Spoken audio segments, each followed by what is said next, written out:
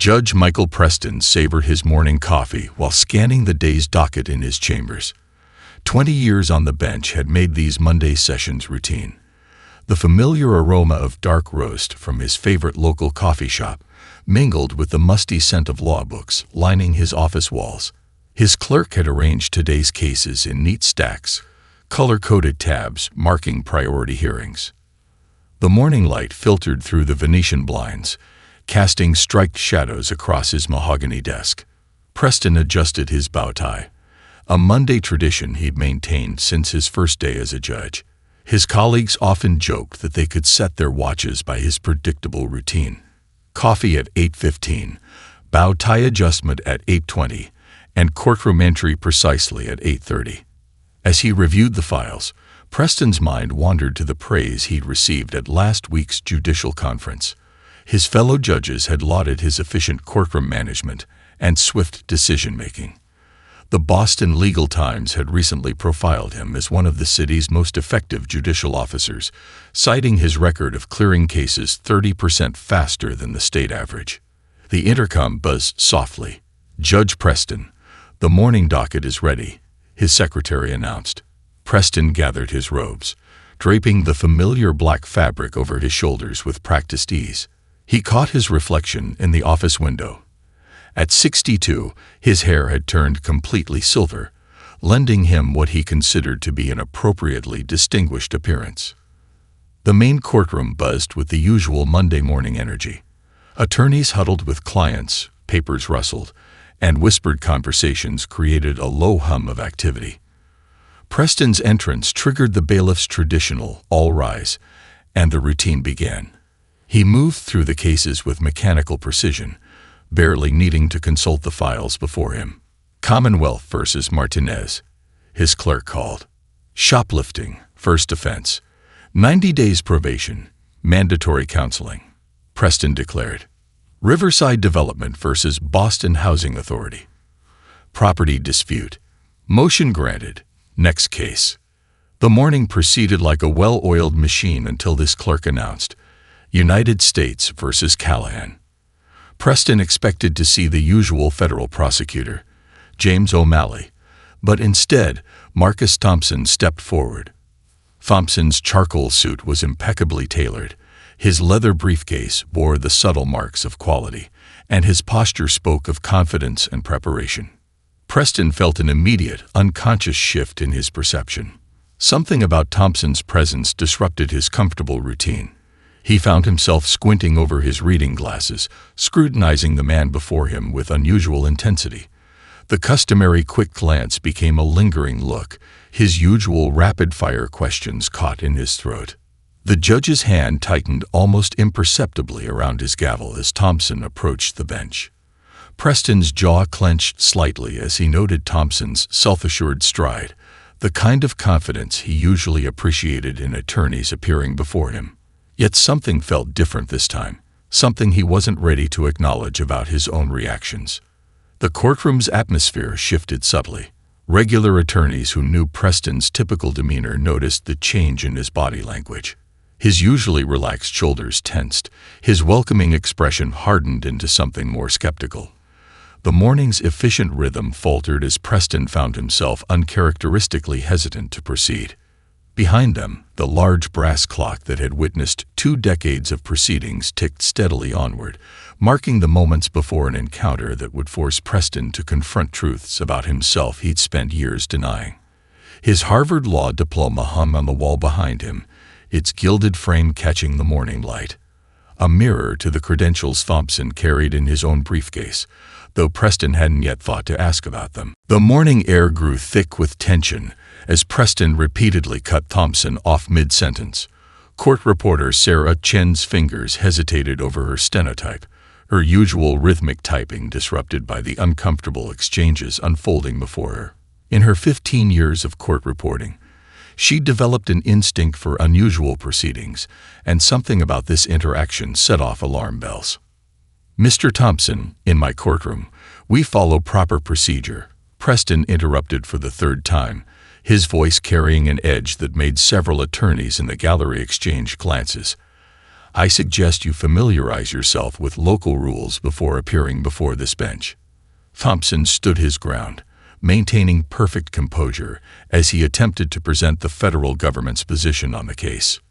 "Your Honor, if I may continue with the jurisdictional argument regarding the RICO statute's application." "I'm well versed in RICO statutes," Preston cut in sharply, removing his reading glasses with an impatient gesture. "What I'm not seeing is proper deference to this court's established protocols." The judge's secretary, Margaret Wilson, watched with growing concern. In her decade and a half of service, she'd seen Preston handle countless cases with patience and professionalism, making his current behavior all the more striking. Defense attorney Rachel Goldman, seated in the gallery awaiting her own case, leaned forward with increasing interest. She'd appeared before Preston hundreds of times and had always found him fair, if demanding. Today, something was different. She noticed how he seemed to look through Thompson rather than at him, how his typical judicial scrutiny had transformed into something more dismissive. Thompson adjusted his tie, a subtle, controlled movement that spoke of years of practice in maintaining composure under pressure. "Your Honor, the federal statutes in question specifically address the matter of." "Mr. Thompson," Preston's voice carried a patronizing tone that made several seasoned attorneys wince, "perhaps you're not aware of how things work in Superior Court. This isn't a traffic court or a small claims matter." The bailiff, James Rodriguez, shifted uncomfortably at his post. In his 8 years serving in Preston's courtroom, he'd developed an almost supernatural ability to predict the judge's moods and reactions. Today's behavior fell completely outside the norm, and Rodriguez could feel the growing discomfort rippling through the courtroom. At the prosecutor's table, Assistant District Attorney Maria Santos watched the scene unfold with a mixture of disbelief and recognition. She'd experienced similar treatment early in her career, but had never witnessed it so blatantly in Preston's courtroom. Her case files lay forgotten before her as she observed Thompson's unwavering professional demeanor in the face of increasingly hostile interruptions. The wall clock ticked past 10 minutes of argument, though Thompson had barely managed to complete a full sentence. Each time he attempted to elaborate on the federal government's position, Preston would find a new reason to interject.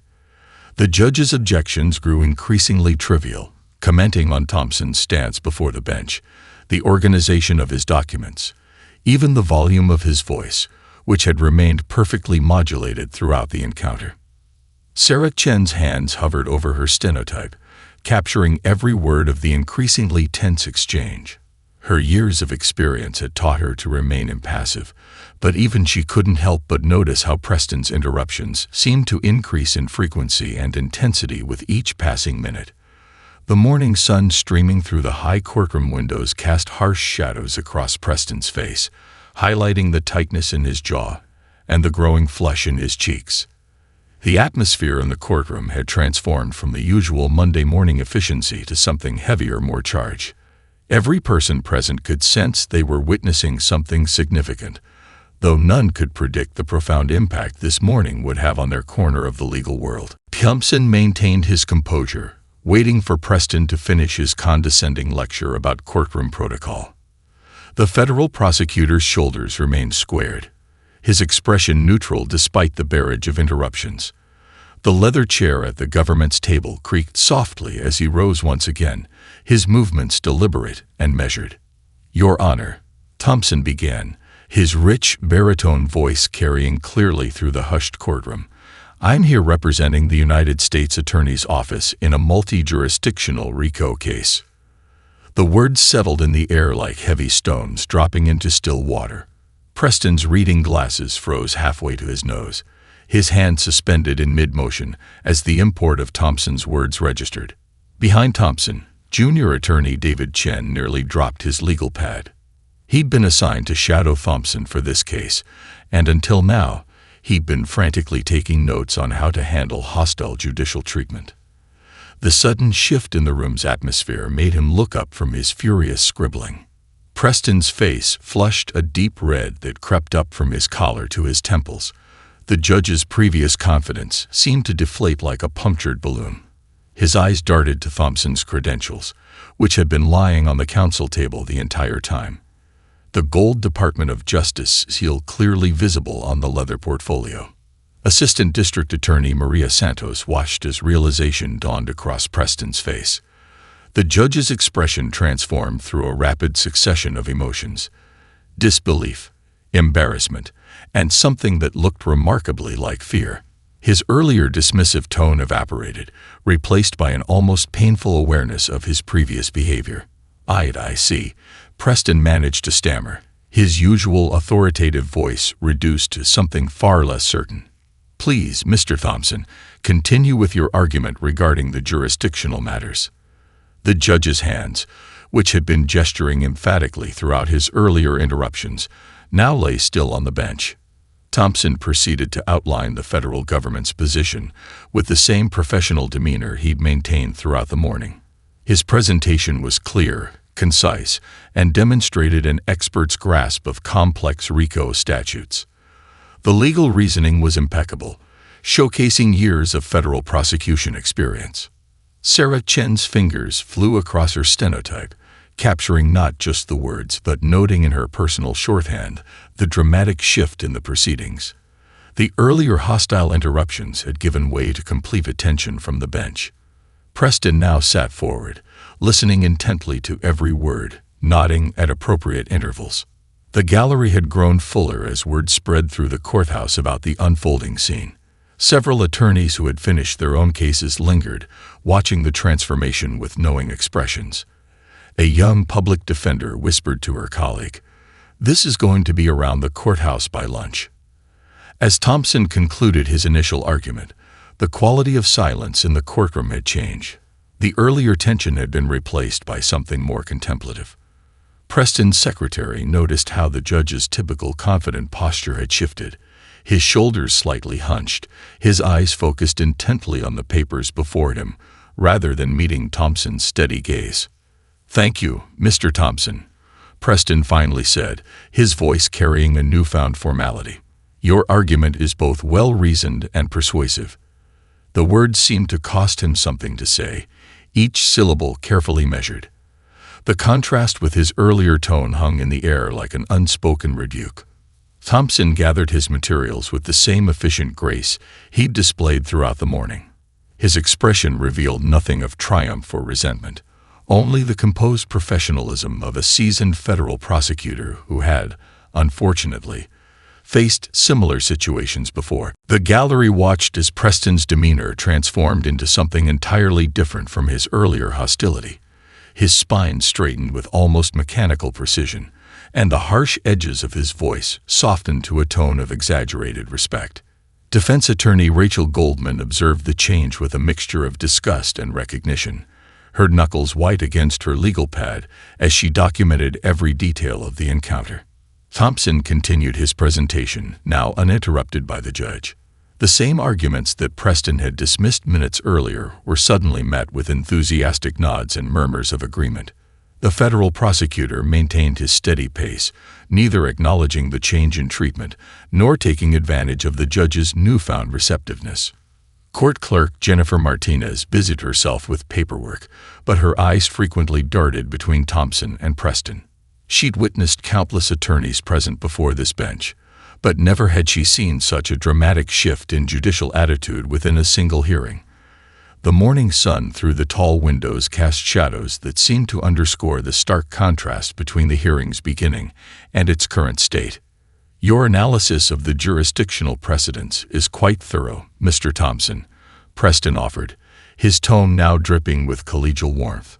The same judge who had practically sneered at Thompson's presence now leaned forward with rapt attention, as if each word carried profound wisdom. The transformation was so complete it bordered on parody. Several law students seated in the back row whispered among themselves, their legal pads filling with notes that had nothing to do with the RICO statute being discussed. They were witnessing a real-world lesson far more valuable than any classroom discussion about bias in the legal system. Their professor, observing from the corner, made mental notes for her next ethics lecture. Assistant District Attorney Maria Santos caught the eye of her colleague, both silently acknowledging the painfully familiar scene. They had seen this before, the sudden switch from dismissal to respect once credentials were revealed, the overcompensation that followed the revelation. Thompson's calm persistence in the face of it all spoke volumes about his experience handling such situations. "If it pleases the court," Thompson continued, his voice steady and professional, "I'd like to address the interstate commerce elements of our investigation." His presentation remained exactly as it had been before, measured, precise, and expertly crafted. He neither acknowledged the judge's changed attitude nor adjusted his own demeanor in response. The bailiff shifted his weight from one foot to another, remembering similar scenes from his 20 years in law enforcement. The dynamics playing out before him were all too familiar, though rarely displayed so blatantly in a federal courtroom. His face remained impassive, but his eyes tracked every interaction with knowing attention. As the hearing progressed, Preston's attempts to demonstrate his newfound respect became increasingly obvious. Each "thank you, Mr. Thompson" was delivered with exaggerated courtesy. Every nod of agreement seemed calculated to communicate understanding and appreciation. The performance would have been almost comical if it weren't so revealing. Thompson concluded his arguments with the same professional dignity with which he'd begun. His case file closed with a quiet finality that seemed to echo in the hushed courtroom. The gallery remained unusually full. News of the morning's events had spread through the courthouse, drawing observers who now watched the conclusion with keen interest. "The court thanks you for your thorough presentation, Mr. Thompson," Preston announced, his voice carrying none of the dismissive tone from earlier. "Your argument has been most illuminating." The word hung in the air, heavy with unintended irony that seemed lost only on the judge himself. That evening, Preston sat alone in his darkened chambers, the weight of the day pressing down on him like a physical force. The sun had long since set, but he hadn't bothered to turn on more than his desk lamp, preferring the shadows that matched his mood.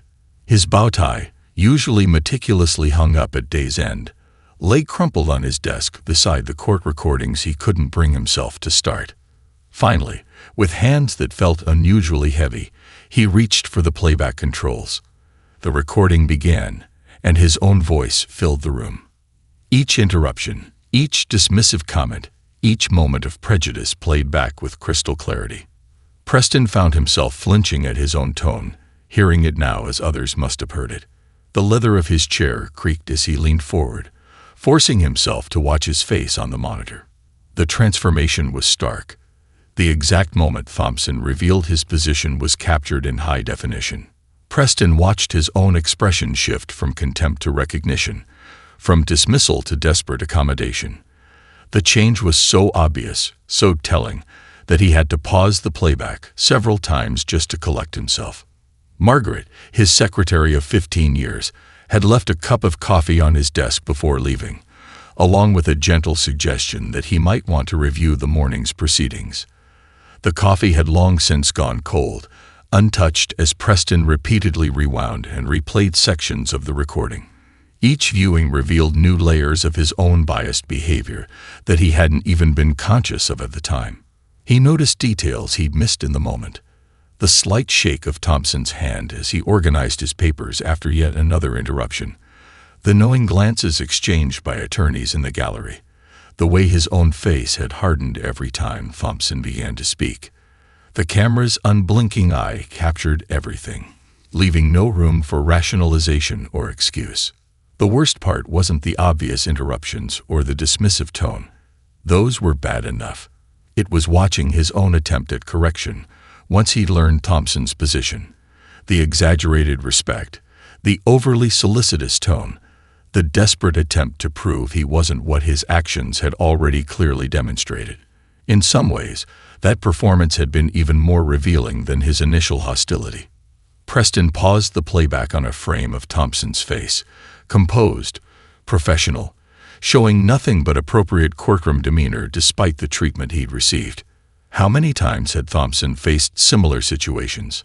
How many other judges, other attorneys, other professionals had made the same assumptions Preston had made? The clock on his wall ticked loudly in the silence, marking time as Preston confronted truths about himself he'd spent years denying. His recent award for judicial excellence seemed to mock him from its place on the wall. How many other times had his biases influenced his courtroom?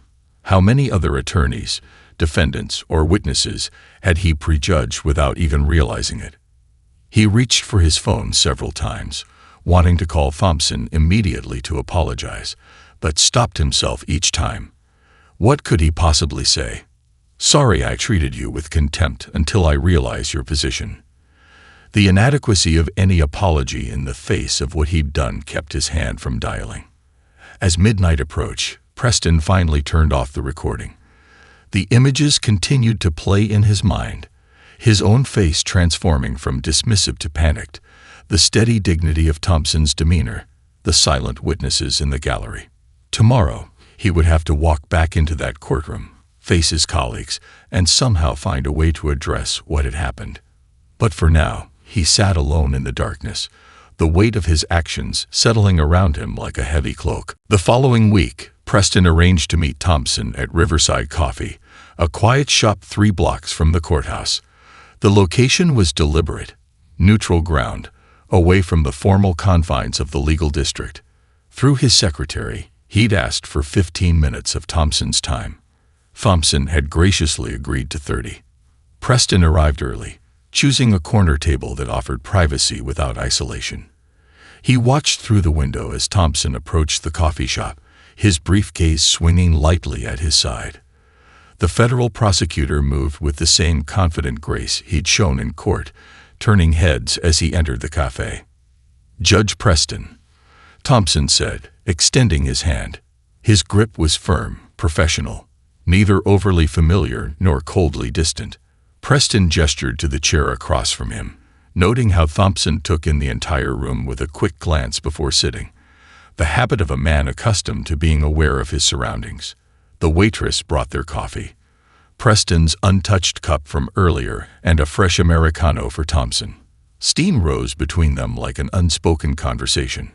Preston had rehearsed his apology dozens of times, but now the carefully prepared words felt inadequate. "Before you begin, Your Honor," Thompson said, his voice carrying the same measured tone he used in court, "I want you to know that I understand what this meeting represents, and I appreciate the gesture." He paused, allowing his words to settle. "But I think we both know this conversation needs to be about more than just what happened in your courtroom." Preston's prepared apology died on his lips. Instead, he found himself asking, "How often?" The question emerged almost involuntarily, heavy with the weight of recognition. Thompson took a slow sip of his coffee, considering. "First year of law school, a professor suggested I might be more comfortable at a historically black college. Made partner at my firm. Client assumed I was the janitor. Even now, courthouse security often asks for extra ID verification." Each example was delivered without bitterness, stated as simple fact. "The worst part," Thompson continued, studying his coffee cup, "isn't the obvious prejudice. It's the overcorrection that follows. The exaggerated respect, the excessive apologies, the desperate attempt to prove no bias exists, right after it's been clearly displayed." Preston flinched, recognizing his own behavior in the description. The coffee between them had grown cold, untouched. Through the window, they could see lawyers and clerks hurrying past, the daily rhythm of the legal district continuing unaware. "I spent 20 years on the bench," Preston said finally, his voice quiet. "I've prided myself on being fair, on following the law. But watching that recording..." He trailed off, the memory of his own transformation still sharp. Thompson leaned forward slightly. "The question is, Judge Preston, what happens next? We both know Monday morning wasn't an isolated incident in the system. The question is, what are you going to do with this awareness?" They sat in silence for a moment, the ambient noise of the coffee shop filling the space between them. Preston looked at Thompson, really looked at him, perhaps for the first time. He saw not just the federal prosecutor, not just a black man, but a colleague who had navigated challenges Preston had never had to consider. "I want to do better," Preston said finally. Not just apologize, not just correct my own behavior, but actually contribute to meaningful change. I'm just not sure how. Thompson nodded slowly, reaching into his briefcase. I might have some suggestions, he said, pulling out a folder. If you're genuinely interested in putting in the work. The conversation with Thompson sparked something profound in Preston. Over the following months, he began keeping a detailed journal documenting instances of bias he observed in his courtroom, including, most importantly, his own. The leather-bound notebook filled quickly, each entry serving as both confession and education. During an annual judges' conference in September, Preston found himself at the podium, facing his colleagues from across the state. The room at the Marriott was packed, the usual post-lunch drowsiness notably absent as he began to speak about his experience with Thompson. Some judges shifted uncomfortably in their seats, others leaned forward, recognition dawning in their eyes. We take pride in our objectivity, Preston said, his voice carrying to the back of the room. We wrap ourselves in the comfort of our education, our experience, our position. But what happened in my courtroom that Monday morning stripped away those comfortable illusions? He paused, letting his words sink in. And the most frightening part was realizing it wasn't an isolated incident. Throughout the audience, reactions varied.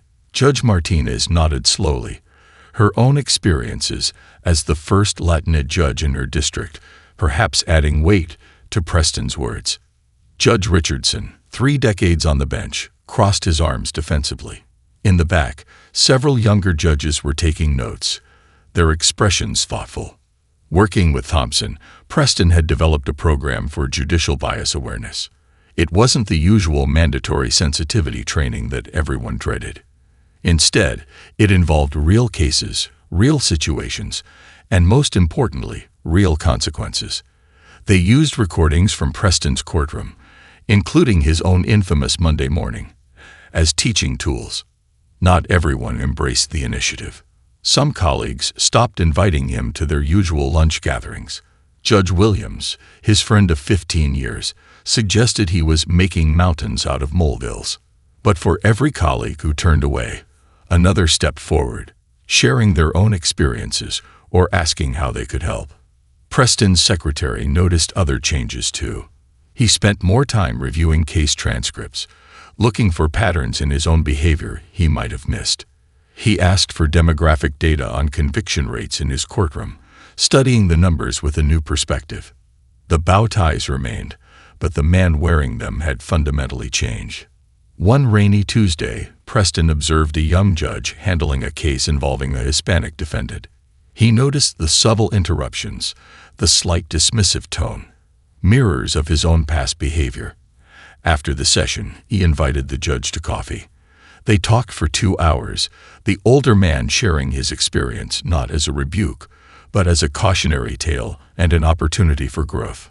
The local bar association initially approached Preston's initiative with skepticism, but when Thompson co-presented at their monthly meeting, sharing his experiences while standing shoulder to shoulder with Preston, the atmosphere began to shift. Attorneys started paying more attention to their own biases, their own assumptions, their own behaviors. Late one evening, as Preston was updating his journal, his clerk brought in a letter. It was from a public defender who had witnessed the original incident with Thompson. She wrote about changes she'd observed in the courtroom over the past months. Subtle shifts in tone, in attention, in respect. It's not perfect, she wrote, but it's progress. Preston added the letter to a growing file in his desk. Next to his judicial awards and commendations, he'd hung a simple framed quote, "Justice is blind, but judges are human." It served as a daily reminder that awareness was only the first step.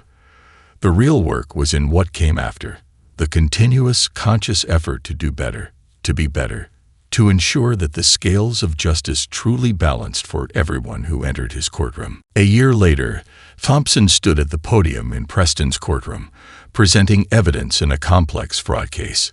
The gallery was filled with law students, their presence part of the Judicial Bias Awareness Program that had grown from that fateful Monday morning. The atmosphere was different now, not just in this courtroom, but throughout the courthouse. Preston listened intently to Thompson's arguments, weighing each word on its merits. The judge's questions were precise and relevant, his attention focused solely on the legal issues at hand. The law students scribbled notes, studying not just the case presentation, but the interaction between judge and prosecutor, a model of professional respect and judicial objectivity. During a brief recess, Preston noticed a young black law clerk helping to organize case files. She moved through the courtroom with the slight hesitation of someone still learning the ropes, but her work was meticulous. He remembered how Thompson had mentioned starting a mentorship program, connecting experienced legal professionals with promising newcomers to the field. The courthouse had changed in subtle but significant ways. The security staff had undergone comprehensive training. The judicial clerk's office had diversified. Even the paintings in the hallway now reflected a broader range of faces and experiences. Small changes, perhaps, but they added up to something meaningful. Between arguments, Preston caught glimpses of familiar faces in the gallery.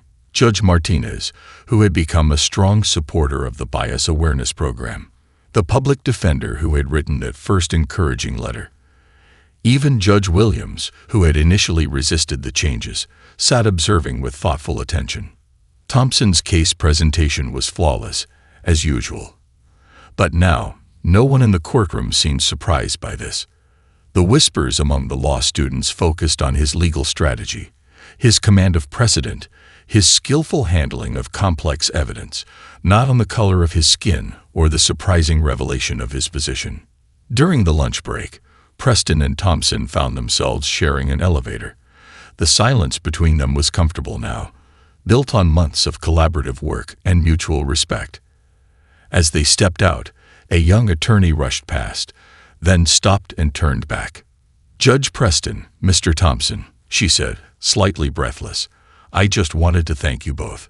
Your program, it changed how I approach my cases, how I interact with clients. It's making a difference." Later that afternoon, as the fraud case continued, Preston noticed a subtle shift in the courtroom dynamics. The law students weren't just watching Thompson or himself. They were observing the entire system at work.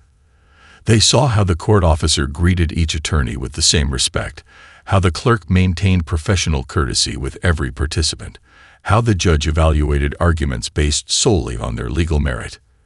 As the day drew to a close, Preston reviewed his notes. Mixed in with case citations and evidence summaries were observations about his own thought processes, continuous self-checks that had become second nature. The journal he'd started a year ago sat in his drawer, now accompanied by several others, each a testament to the ongoing work of conscious change.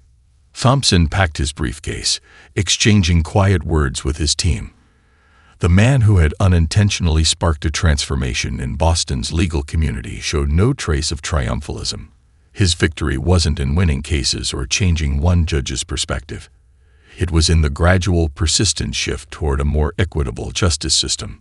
The late afternoon sun slanted through the high windows, casting long shadows across the courtroom. Preston watched as the law students filed out, their notebooks full of lessons that went far beyond legal procedure.